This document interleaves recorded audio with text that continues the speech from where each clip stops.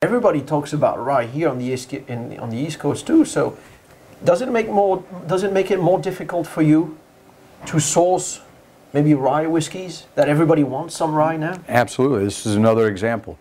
This is a 10-year-old 100% rye that we just launched. It actually should be this one right here. This was a great find. I was actually looking for bourbon from this particular producer, and they said, you know what, Trey, something that looks like it would fit for you, we have this 10-year-old 100% available. Would you be interested? Of course, that was something that we wanted to jump on right away as well, because I've been kicking the rocks to see what's underneath, seeing if there was any rye available. And I haven't found any that were to my liking until this. And so, yeah, that's been a great opportunity for us. It's been a lot of fun for me personally. I'm born and raised a bourbon drinker, and mainly a neat or on the rocks bourbon drinker. Yeah. And I'm having a great time drinking this mainly in Manhattans, old fashioned, Sazeracs, as rye lends itself to. Yeah, but see, some ryes are very special. You know, they go extremely peppery or extremely fruity with big citrus notes. This one is quite well balanced. I think so. Is it because of the proof? Is it because it's 10 years and this is peak? I think it's 10 years. I think that's one reason it's so well balanced. Also, it's 100%, which you don't find very often. Right. And which, ryes are very boisterous on front and then get very dry. This has something going a little bit further. It's almost got a chewy texture to it, which I haven't experienced in ryes before. So I've loved it. And this is one of those examples where you asked me earlier if I knew the mash bill, if I knew the whole backstory behind it. With this, I don't know much about it other than it's good. You say that only because you don't want to tell us where you got it from. Well, I can't tell you where I got it from, but I really don't know all the backstory on it. 100% rye, I assume that it was made as a flavoring agent for a Canadian whiskey at some point, but I don't know. I know that it works out pretty well inside the bottle. So it does. It does. I guarantee it does, because our customers here at Brand Library are quite happy with it. Great. That's the litmus test right there. What's with the other labels? How do you make Jefferson's Reserve? What's in it? Jefferson's Reserve, again, similar to the Jeffersons, it is a blend of 3 different recipes of different ages, up to 20 years old. In the next bottling, 18-year-old in this bottling, I believe. It's a little bit more, as I said, substantial, or more time in the woods, so you're getting a lot more flavors. I always say the more time you spend with the Jefferson's Reserve, the more smells, the more notes that you'll pick up. It's a great sipping bourbon. If you have to smoke a cigar, what would you use? Which bourbon? Yeah. Well, it depends on the cigar. Sweeter cigar, I would probably go with the Jeffersons. A bigger, heartier cigar, I would certainly go with the Reserve. I love the spiciness of the rye in the Reserve. Right. It's substantial and it will hold up to it. Okay. So, very good. If somebody made me smoke that cigar. Not yet stuff. Right. What about food? Food pairings are great, and this is something that I love doing. I do a lot of bourbon dinners, or now whiskey dinners, including the rye, which are paired and prepared with, typically, all the courses with a bourbon or a rye involved. And give us a couple of great pairings. Oh gosh, I did braised ribs with a bourbon glaze on it, which was just fantastic. I had recently at the National Press Club in Washington, D.C. that was excellent. Of course, desserts. Actually, there was a interesting dressing made with bourbon that I had recently. That was dressing. What do you mean, like a salad dressing? Which was outstanding, which I would have never have come up with myself. Oh, but so, was it just bourbon, or was it bourbon? No. Gosh, I wish I could give you the. Oh, that's very interesting. It was more, it was a very liquidy dressing, but it certainly had a substantial amount of bourbon in it. Oh. So. Otherwise, when it comes to desserts. Well, Derby pie made with bourbon is probably my favorite, and has been at our house for my grandmother, you know, everything she made was had bourbon in it, and it would knock you on your seat too. So bourbon is in your blood because it was in your stomach quite early. I didn't have a choice. I think in my bottle to shut me up as a kid, and certainly on the gums when I was teething. So at my grandmother's house, she didn't ask, what would you like to drink? She would say, how would you take your bourbon? So. All right. You were mentioning the fact that you've got some bourbon at sea. We did have it at sea. Okay. We just had the pleasure of going down to Key West and sampling this experiment, which... What was that? Which was a whim, basically. A friend of mine has a ship, and I happened to spend my 40th birthday on it down in Costa Rica. This friend happens to catch the world's largest great white sharks and tag them, and following and unlocking the secrets of the great whites. But while on that trip down in Costa Rica, we sat up drinking bourbon one night and decided, I wonder what would happen if we aged some new fill bourbon on this ship as it travels throughout the Pacific and the Caribbean and around the world's oceans. Yeah. What will the sea air, what will the rocking of the boat do to the bourbon?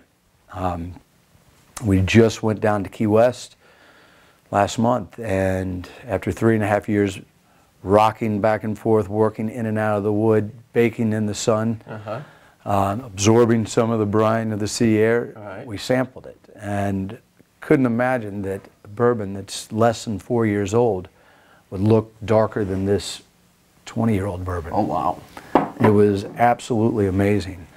And I contributed to, again, baking in the sun, so it's exploding out of there. It was out on the deck? It was on the deck for about 2 years, and then they put it down into the boiler room, which it's 120 degrees down there. And Kentucky style at sea. Absolutely. So it was a wonderful experience. It had more flavors and different flavors than I would have ever guessed.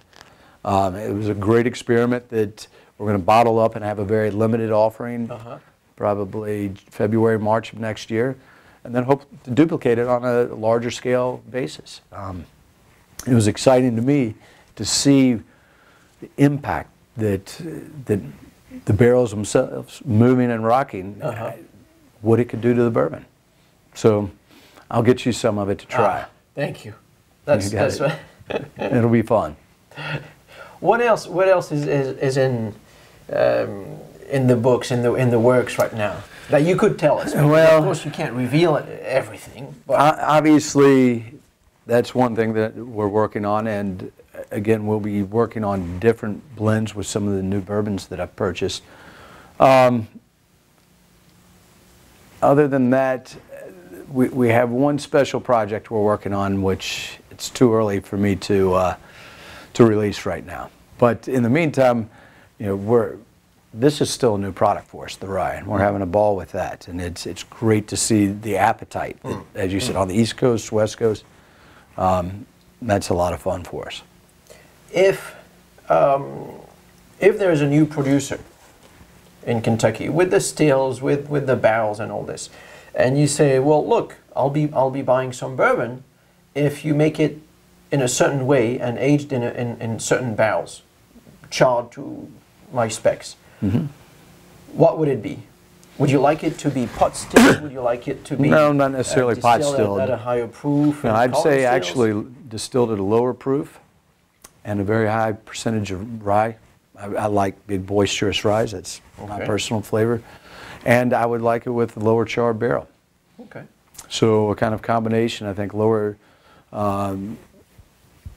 proof in the distillation, I think really enhances and allows more flavors to come out.